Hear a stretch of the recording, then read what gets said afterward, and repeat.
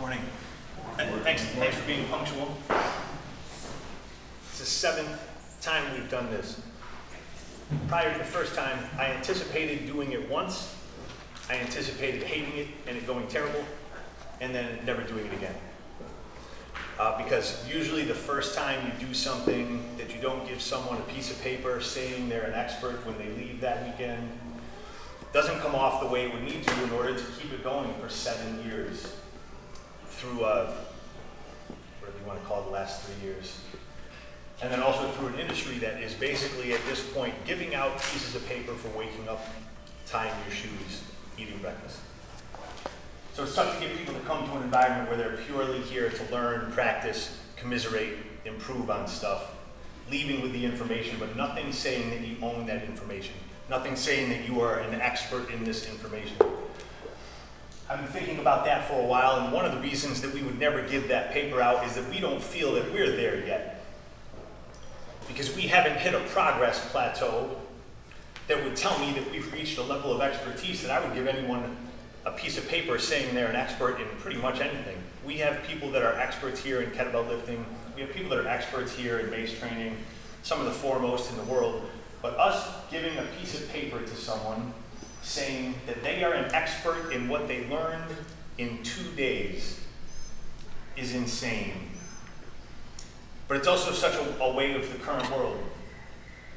And so before we get into actually what Convergence is going to be this weekend, I wanted to pull back a second and think about how this got here. The idea of a Kali Yuga, an age of turmoil and adversity and misery, was put into my mind when I was a kid. Lyrics of music and things like that. You start thinking about concepts like that at 12, 13 years old. You, of course, don't have the life experience needed to understand what they are. So all you can really do is framework them with what's going on around you. So if you find turmoil going on around you, I'm thinking, okay, this is like my little personal Kali Yuga. This is what the bad brains and the Cro-Mags and these guys are talking about in these lofty things I'm reading about in the public library. That's a room they used to have where they had like books and shit. As I started growing up, I started realizing that that was really each different phase of our life. I was watching how people were interacting with each other. I was watching how they were interacting with their world around them, whether they were actually making progress or whether they were just walking in a straight line with no awareness of what was off to the sides. And you start developing that kind of awareness that young. It is an isolating thing. But the other thing is it really gives you a finely tuned meter for who cares and who doesn't, and who you should trust and who you should not. So when I think about how we managed to not set back in these last 3.5 years, when people basically sat still, I mean, we didn't make any gigantic gains in internet followers or anything like that. But as far as actual feet on pavement process, philosophical progress, process progress, we've moved forward for the last 4 years because I've been expecting the world to eat itself since it was, when I was 13 years old. When you've been expecting that since you were a kid, and then it comes upon you, you don't necessarily know how it's going to look, but you knew it was going to happen. I remember Matt and I having a conversation over there, saying, "Yeah, I mean, this will be a week. It'll clean itself out." Started realizing quickly that wasn't going to be the case, and then realized that the goal needed to be assess what the other good people are doing and do exactly what they're doing. And what we saw, what we felt from our people is the need to be absolutely consonant.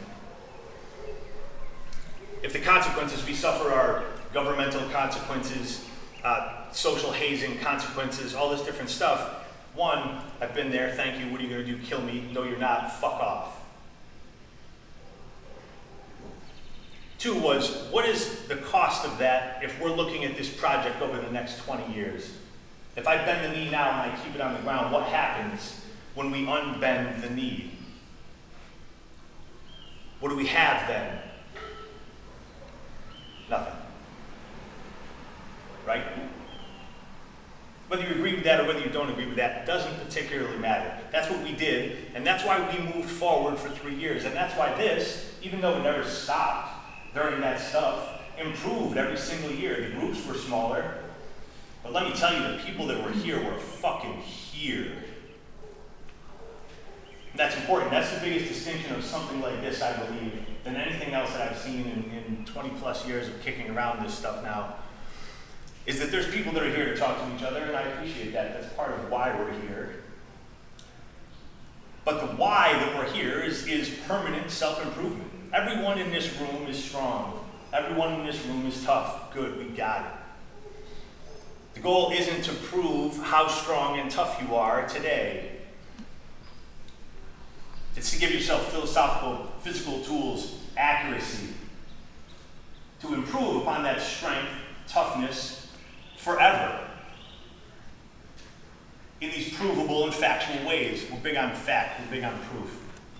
If you can't replicate it, it didn't really happen.